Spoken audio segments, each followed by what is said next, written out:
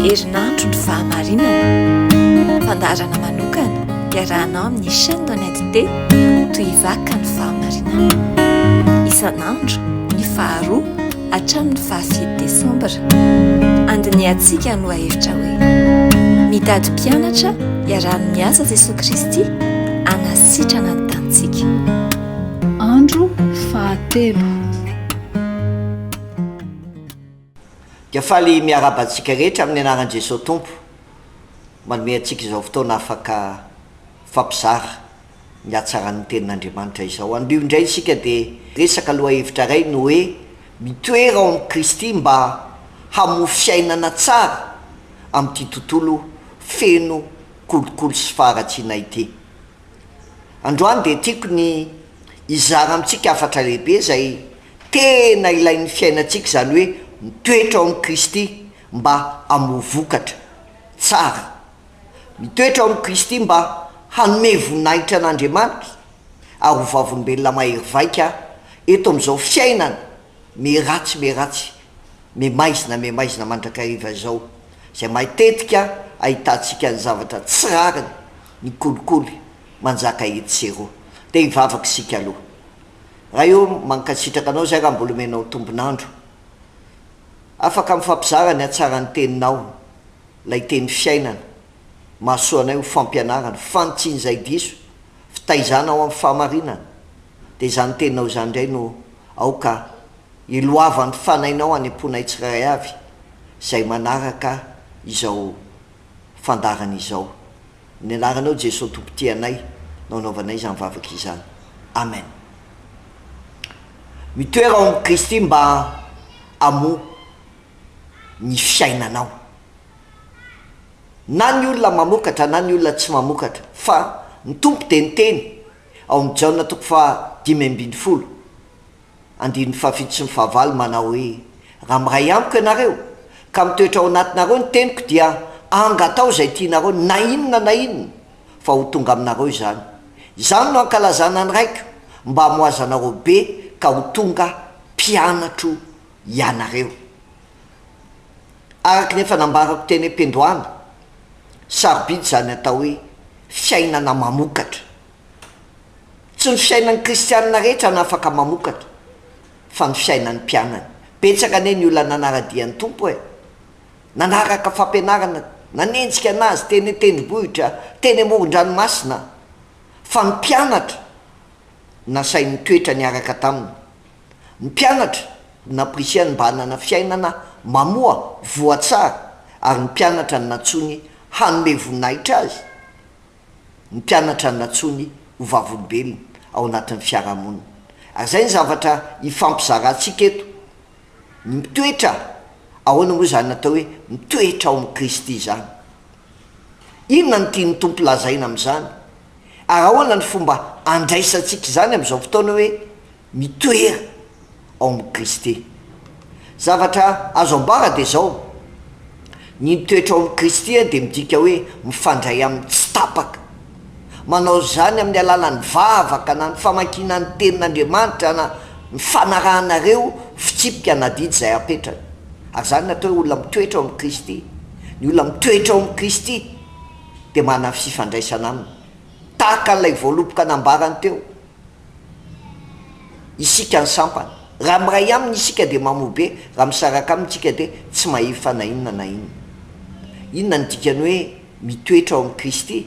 Ny mitoetra ao amin'ny Kristy dia midika ihany koa hoe avelantsika hitondra ny fiainantsika izy, ka ny teniny no faniliny tongotsika sy fanazavana ny lalantsika. Avelantsika hitondra ny fiainantsika izy, ka hitarika ny eritreritsika, ny safiditsika ary ny zavatra ataotsika eo amin'ny fiainana. Ka raha miteny zany tsika hoe mitoetra ao amin'ny Kristy dia mamela ny Kristy hitondra ny fiainantsika, hitarika atsika na amin'ny eritreritra na amin'ny safidy na zavatra izay atao. Ary ny hoe ny mitoetra ao amin'ny Kristy ihany koa dia zao hoe eto amin'izao tontolo izao isika zay feno fakam-panahy sy fanerena sy fisarihana maro samihafa, mba hahatonga antsika tsy aina ny sotoavina ara-tsoratra masina.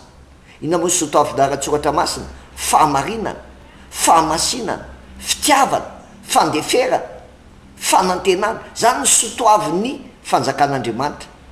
Ary eto am'izao tontolo zao isika de be dehibe ny te-analan'izany fitiavana, fanantenana, finoana, fahamarinana zany.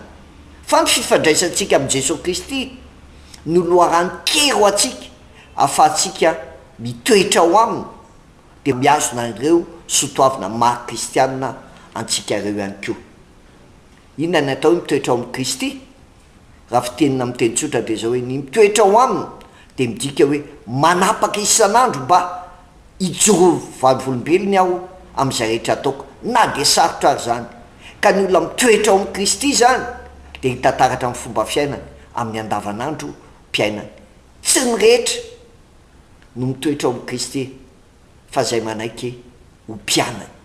Ary zay te ho mpianany de te hitanila eo aminy, hianatra aminy, andray torolalana aminy, andray fampahirizana aminy, andray fananarana aminy ihany koa. Fa ny olona tsy mitoetra amin'ny Kristy tsy mba tahaka an'izany ny fiainana. De dinihana hoe zao fanontaniany zao hoe iza no mitarika ny safidinao ankehitriny eo amin'ny fiainana? Ny finoanao an' Jesosy ve sa ny fisarian'ny fiarahamonina na ny tsindry misy eto am'izao tontolo zao no mahatonga anao hisafidy na amin'ny zavatra ho tenenina na amin'ny zavatra atao? Iza mitarika ny safidinao ankehitriny? Mampianatra Kristy anao ve sa ny fomba fiainan'izao tontolo zao? Ka raha mitenitsika hoe mitoera ao amin'ny Kristy de aoka ny finoanan'ny Kristy no mitarika ny safidinao amin'ny zavatra rehetra zay ataonao. Iza ary no antsoina hamokatra eo amin'ny fiainana. Ao anatin'ny vanim-potoana tena mila mametra-panontaniantsika hoe misy fiatraikany amin'ny fiarahamonina ve ny fisian'ny fiangonana, ny fikambanana kristianina, ny amaron'ny ny olona mitony tena ho kristianina? Raha tsy mamokatra isika de tsisy ilanantsika eto am'izao tontolo zao. Fa iza no antsoina hamokatra? Ny mpianatra ny tompo tsiraray avy no antsony hitondra votsara eo amin'ny fiainana. Ny mpianana no antsony hitondra votsara. No zany aza mana tena vo amin'ny manodidina atsikitsika raha olona eto am'izao tontolo zao la ny tenaitsika hoe iaina amin'ny fahamarinana tsisy kolokolo zao hoe tsy mahay miaina an'izany izy. Fa isika kristianina aloha no antsona voalohany mba hana fiainana mamokatra. Hoy ny tompo, raha mitoetra amiko ianareo de hamovo be, raha misaraka amiko ianareo de tsy efa nainona na iny. Fa nahafantarana fa mpianatry ny tompo isika de tsika mitondra vo amin'ny fiainatsika. Zay nahatonga azy ny teny hoe ny ahafantarany olona fa mpianatra anareo de raha mifankaty zany hoe mampianatry ny tompony olona de mandeha amin'ny fitiavana, mandeha amin'ny fahamarinana, mandeha amin'ny fahitsiny. Ary iza no afaka manana an'izany zay mitoetra ao amin'ny Kristy rery any. No zany antsoan'ny mpianatra tsiraray avy raha mitony tena ho kristianina ianao, inona ny vo azony olona ho tazana eo amin'ny fiainanao? Fa misy vo karazany roa. Rehefa mitoetra ao amin'ny tompontsika de misy vo karazany roa. Ao le hita maso ary ao le vokatra tsy hita maso. Inona le vokatra hita maso? Ny fahintsiny na ny intégrité, ny rariny ary ny fitiavana ny hafa, honnêteté, intégrité, amour. Zany ny anisan'ny zavatra takina ho hitan'ny olona taratra eo amin'ny fiainantsika maha-kristianina mpianatry ny tompo antsika. Raha mpianatry ny tompo anao de misy zavatra tokony azo tsapahitanana eo amin'ny fiainanao. Ary zany angeny nahatonga mpianatry ny tompo hoe natsony hoe kristianina tany Antiokia. Rehefa niaina tao anatin'ny fiarahamonina izy de niavaka mihitsy ny fiainany. De zay nahatonga ny olona nametra-panontaniana hoe fa ahoana reto no manana fiainana hafa ohatr' zao? De ny valiteny de zao hoe satria manara-diny fampianarana zany Kristy zany izy. De nivoaka tany Antiokia ny teny hoe kristianina. Noho izany aoka ho hita maso eo amin'ny fiainantsika zany sotoavin'ny fanjakan'Andriamanitra mandeha amin'ny fahintsiny, ny rariny, ny fitiavana, ny fahamarinana, ny fahamasinana zany. ary inona ny vokatra tsy hita maso rehefa mitoetra amin'ny Kristy isika. Rehefa mitoetra amin'ny Kristy isika dia manjary manana fiadanana anaty, na eo ny zavatra manahirana eo amin'ny fiainana dia tena tsaronao mihitsy zany hoe ny mpianatry ny tompo dia mahatsiaro ny teny tompo hoe fiadana nomeko anareo, fiadanako nomeko anareo, tsy tahaka ny fanomen'izao tontolo izao no fanomeko anareo. Ny vokatra azo tsapahitanana raha mitoetra amin'ny Kristy isika dia ny fanana fiadanana, ny fanana fanantenana. Raha ny fiainan'ny olona amin'izao fotoana izao dia hoe hoaiza ihany anahoana ihany fa tsy ohatran'izany isika manantena ny fitondran'Andriamanitra, manantena ny famonjen'Andriamanitra, manantena ny fiainana omen'Andriamanitra, tsy eto amin'izao tontolo izao ihany fa raha amin'izao fiainana izao ihany anantenantsika ny Kristy dia mahatra indrindra antsika. Hoy Paoly apôstôly, ny vokatra tsy hita maso sika manana fiadanana, vokatra tsy hita maso tsika manana fanantenana rehefa mitoetra amin'ny Kristy isika, fa ny vokatra tsy hita maso ihany koa tsika manana finoana. Ary reo fiadanana, fanantenana, finoana reo no manazava ny fiainatsika amin'ny andavanandrom-piainatsika, ka na ny toe-po na ny toe-panahy na ny fomba fanao dia hitataratra amin'izany atao hoe fiadanana, fanantenana, finoana ao amin'ny Kristy izany. Mitoetra amin'ny Kristy ve dia ny olona mamoa. Dia eritrereto ny vetivety-ndray ary zao fanontaniana izao hoe raha samy manapa-kevitra ny amoa avy isika rehetrarehetra eo amin'ny tontolo iainantsika, na amin'ny asa na ao tokantrano na amin'ny fiarahamonina, firy reny ny olona mety voaovan'izany? Satria ny fiainantsika mamoa dia misy fiantraikany amin'ny manodidina antsika zany, mahatonga antsika mamela dindo, mahatonga antsika mahasarika, ka tonga ny olona raha izany no mivavaka dia hivavaka koa. Fa indraindray nge tsika tsy mamoa no mahatonga ny olona alona ihany tsy mivavaka, miseho mivavaka ny vohotr' izao ny fiainany. Dia eritrereto ihany koa zao hoe Andriamanitra dia maniry ny ampiasa anahy, ampiasa anao, ampiasantsika tsiray avy mba anio ny fahazavany, ary afaka ho vavolombelony tena hita maso isika ho fiarahamonina misy atsika. Dia zany no mahatonga ny hafa ho voasarika anaraka ny tompo ihany koa. Apetrao ny fanontaniana, izany ve asa tsy izany? Zavatra fahatelo no resantsika raha ny resakitsika hoe inona natao hoe mitoetra ao amin'ny Kristy. Ahoana zany natao hoe mamoa vokatra tsara ao amin'ny Kristy? Dia ny zavatra fahatelo no jerentsika dia zao, amin'ny ady amin'ny kolikoly. Matsiaro ve isika kristianina fa fanamby ho antsika mpianatry ny tompo zany? Fanamby ho antsika ve ny tontolo misy atsika ankehitriny? Fa tena fanamby io, ny ady amin'ny kolikoly dia tena fanamby ho an'ny mpianatry ny tompo. Fantatsika rehetra fa ny kolikoly dia tena mampisy ny tsirariny ary manimba amin'ny fiarahamonina ankehitriny. Dia maha kristianina mpianatry ny tompo antsika dia many anadidy isika. Inona moa no adiditsika ao anatin'ny tontolo feno kolikoly? Dia ny ho fahazavana sira eto amin'izao tontolo izao. Raha isika indray ary no manao ny ataontsika, iza indray mijoro ny fahamarinana. Dia hoy Paoly zay hoe ianareo izay miteny hoe aza mangalatra, mba mangalatra koa ve ianareo? Ianareo izay miteny hoe aza mijangajaga, mba mijangajaga koa ve ianareo? Mianteny fampianatry ny tompo zany teny izany. Fa tahaka an'izany ihany koa amin'ny ady amin'ny kolikoly, sao dia mbola zany ny ainan'izany. Fa mitoetra ao amin'ny Kristy dia mamery atsika hanaotsia manona ny kolikoly. Resaka fotsiny io rehefa tsy tena mitoetra ao amin'ny Kristy isika, tratry ny trindry, tratry ny fisarian'ny fiarahamonina dia manjary manao ny ataon'ny olona. Fa sarotra ny mijoro manoloana ny fanamby misy atsika ankehitriny. Fa raha mitoetra ho aminy isika dia mamovo tsara, dia hanome voninahitra an'Andriamanitra ny fiainatsika. Tsy napetraka-Andriamanitra amin'ny tontolo mora isika kristianina, fa tontolo sarotra. Azany natonga azy ny teny hoe indro aho maniraka anareo tahaka ny zanak'ondry ao ampovoan'ny ambodia, mora tahaka ny voamailala, fe tsy tahaka ny menarana.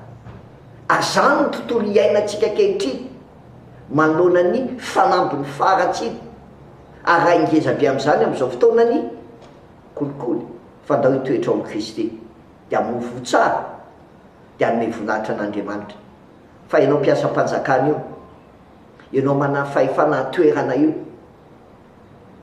manao na ny fahasainao mijoro amin'ny fiarahamonina dia fanontaniana ray indray tsy mifampieritreretana azy vonina avy anao ny anao asa manokana mba ilazana fa tsy manao kolikoly ianao amin'ny fiainanao andavanandro sa manao tsy ianao angamba mety andà tsy anao ianao na mandà tsy andray kolikoly ianao fa araky nambarako anao tsy moro zany fa vonina avy anao ny eo amin'izany tadio fa niasa kely rehetra ataontsika tsy misy mahita fa hitan'Andriamanitra satria maneho ny fahatsarana sy ny fahitsiny avy amin'Andriamanitra zany eo amin'ny fiainanao ka niasa rehetra zay ataoko mety tsy hitan'ny olona fa tsy ny hitan'ny olona ny zava-dehibe amiko fa ny hitan'Andriamanitra eo amin'ny fiainana fa hevitra farany dia zao hoe tianao antso atsika hiasa teanao antso atsika hiasa ome voninahitra Andriamanitra amin'ny safidy ataonao fa ny safiditsika no ahitana hoe iza isika inona no mibaiko eo atsika fa ny olona mitoetra ao amin'i Kristy dia manana fiainana hafakely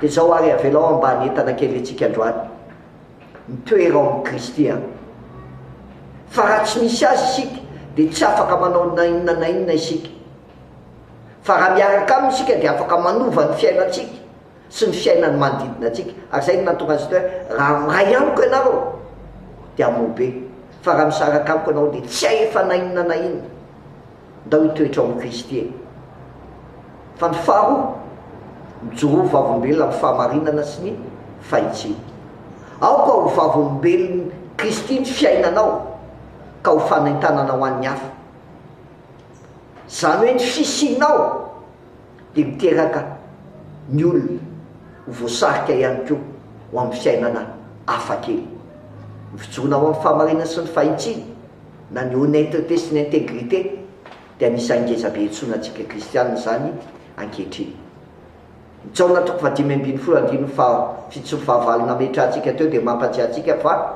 Andriamanitra omem-boninahitra rehefa mamovoa tsara isika ary rehefa samy joro miaraka aminy isika dia afaka manova ny tontolo manomboka ao an-trano ao amin'ny fiarahamonina ary ao amin'ny firenena ry kristianina milanao ny tompo milanao ny tompo hitoetra tsara ho aminy fa mbola marina ny teny manao hoe raha miray amiko ianareo ka mitoetra ao anatinareo ny teniko dia angatao zay tianareo na inona na inona fa ho tonga aminareo zany no ankalazana ny raiko mba amoazanareo be ka ho tonga mpianatra ianareo ndao anana firaisana fiainao amin'i Kristy amin'ny alalany teny amin'ny alalany vavaka zay atao fa izany no ankalana ny zanan'Andriamanitra eo amin'ny fiainao eo amin'ny fiainanao amin'ny fiainatsika dia fiainana mamoa voatsara fa tsy sanatria azo drobo be ravina fa tsisy vo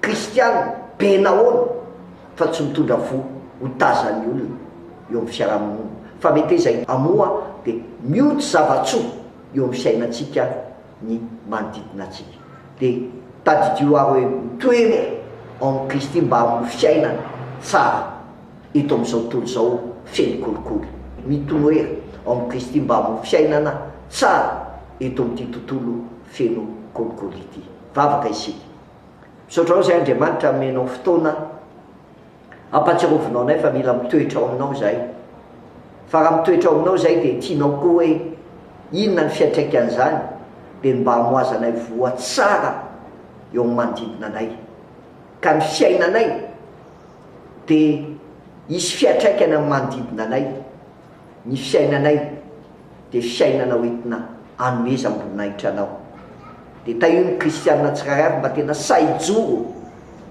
raha mitoetra ao aminao ho vavolombelonao amin'ny fahamarinana amin'ny fahamasinana amin'ny fitiavana ito amin'izao fiainana miratsy izao.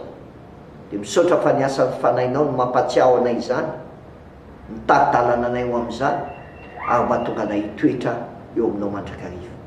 Misaotra Jesosy, amen.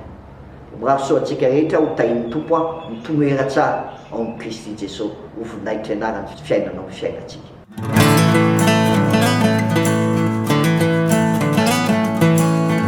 Izay mangala kolokolo ny velona ho abolana fa 5:7 tapany by. Jesosy ihany no afaka manafaka ny firenentsika ao anatin'izao lavaka izao. Tsy mahavita mandany kolikoly amin'ny herin'ny tenantsika sika fa amin'ny alalany rery ihany. Izy ilay fahamarinana, miantso anao izy hiara-iasa aminy. Manasanao ifampitatana aminay eto anivo ny toy vaka amin'ny fahamarinana. Midira ho mpikambana tsy dio ny page Facebook chaîne Donalité na antsoy ny 034 43 982 26.